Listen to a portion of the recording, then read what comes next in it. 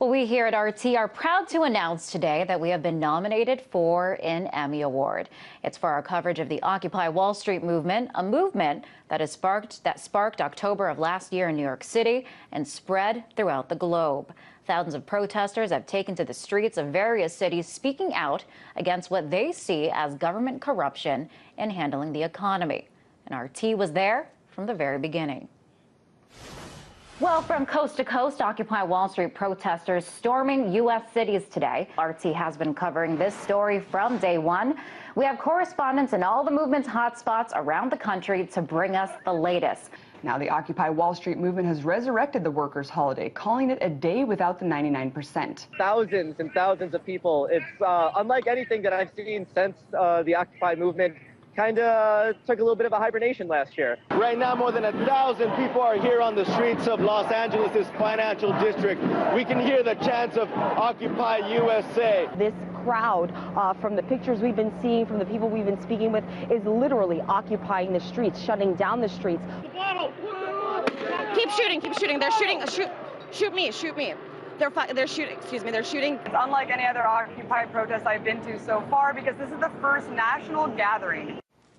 Well, that's in contrast to mainstream media coverage of the movement. As you can recall, it was a movement that was initially overlooked and then mocked by most media outlets.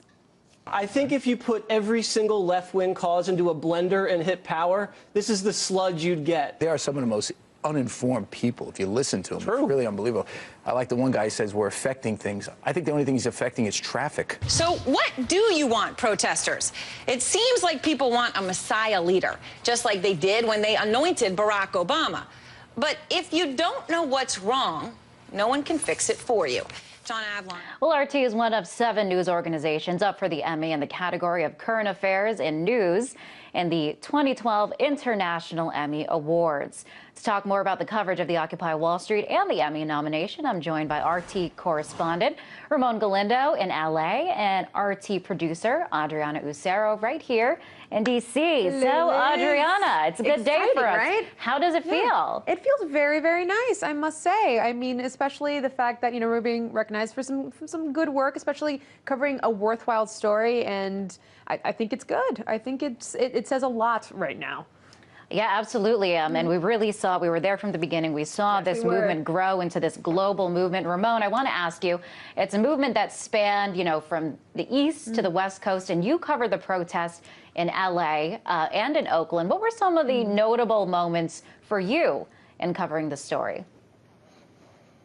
No, definitely, Liz. Things got started here on the West Coast a few weeks after Occupy Wall Street got going there in New York, but definitely a lot of passion, a lot of emotion here, especially in the Golden State, a place where, the financial crisis has hit especially hard. The housing crisis really hit a lot of people. So a lot of people really gravitated towards this message of Occupy, trying to fight against corporate and political corruption. So, I mean, it was quite impressive, the turnouts that we saw here in Los Angeles. The first day of Occupy LA, there were about 1,000 people in the streets. For several weeks, we saw street demonstrations week after week. So there was definitely a lot of energy, and of course, the crackdown by police once lawmakers and city leaders really got angry at the protests, the aggressiveness that we saw. I mean, we saw 1,400 LAPD officers in what was called an operation with military precision just tear down Occupy LA. We saw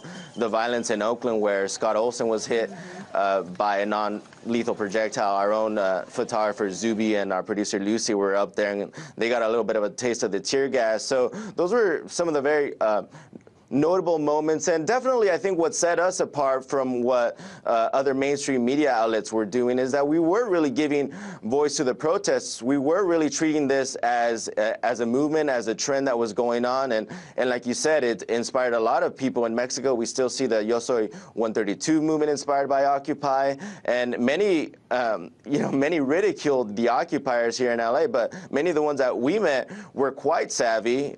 They were employed, and they were calling college educated and really gathered their motivations from the protesters in Egypt and the protesters in Greece who were fighting austerity. And that is quite contrary to the picture that is typically portrayed of the Occupy Wall Street protesters. And Adriana, I want to ask you, speaking of giving voice to these people, I know that you really played a critical role of bringing things, bringing things together from behind the scenes, making sure that, we had relevant guests booked. Who was it? There were a lot of interesting people involved throughout this movement. Who stood out to you? I mean, I wouldn't even say that people stood out, because I feel that everyone from every echelon stood out. Everyone from, because I was just taking some mental notes. Everyone from musicians like Tom Morello and Boots Riley that were pretty into from the beginning, to journalists like Cenk Uygur that also sort of saw this and went for it. So as picking up from what Ramon said just a short while ago, that it was good to see that people on the streets were savvy, were intelligent, and were completely the opposite of what they were being portrayed as in the mainstream media. I mean, we met parents, we met college grads that were just having a hard time to find a job. We found so many people that literally just wanted their voices heard and were just upset and wanted to go out there and make a change. So it was all over the board, pretty much. And, there were some signature phrases that came out through this movement. The 99%, we are the 99%, this 1% versus the 99%. We had those mic checks. We had another one, the whole world is watching.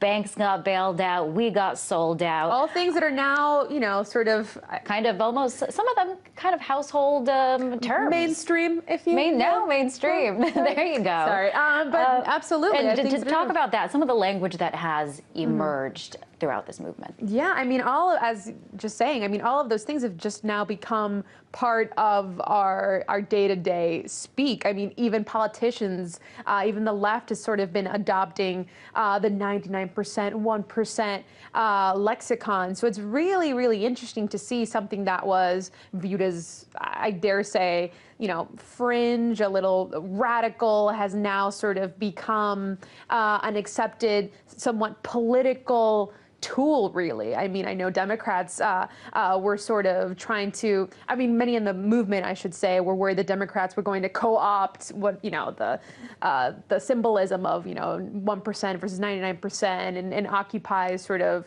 overall message. But it's sort of it's very interesting to see that is actually now a viable way to be able to speak, a viable, it's part of the discourse right now in the country. So who would have guessed it, right? I mean, well, I guess we did. A small movement of, it started out with a few dozen, then hundreds. In New York, spanned throughout the country. We saw it expand to other cities throughout the globe. And speaking of the discourse, Ramon, this question will be for you. Right now the movement seems to be stalled, but it did eventually, as we just mentioned, gain this worldwide audience. What effect do you think it really had in terms of change, even if it's just changing the political conversation?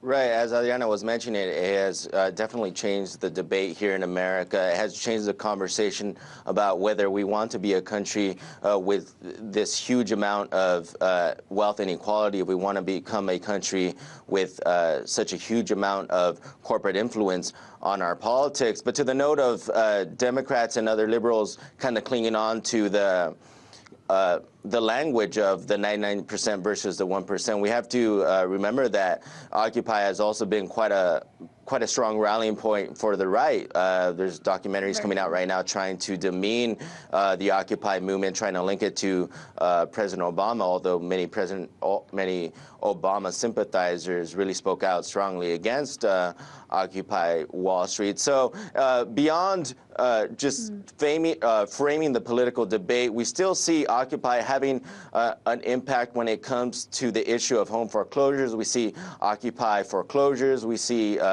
breakoff groups such as Occupy the Hood and Occupy Skid Row, which bring up issues that are affecting the homeless, bring up issues that are affecting the poor, and imprisoned here in Los Angeles. So although the encampments were taken down and many of the movement did break off, this has really emboldened a lot of people to speak up for injustices and inequalities that they've seen in their neighborhood and in their states for quite a long time. Right. We have just a little bit of time left, but Adriana, yes. we have the Democratic National Convention coming up, the Republican National Convention coming up. Yes. There are protests scheduled at both. A lot of factions of the Occupy Wall Street movement will be there. We will be there. Yes. And do you think it could possibly be a resurgence in bringing some of these things back into the spotlight? I mean, right now it's anyone's guess, but I know one thing for sure is that if it is, we will be there. So if you want to be able to see that side of the story, then tune in, watch, and see what we did. That is absolutely correct, and good job, guys, in staying on top of it. Good and job, congratulations, RT. That was RT correspondent Ramon Galindo and RT producer Adriana Ucero.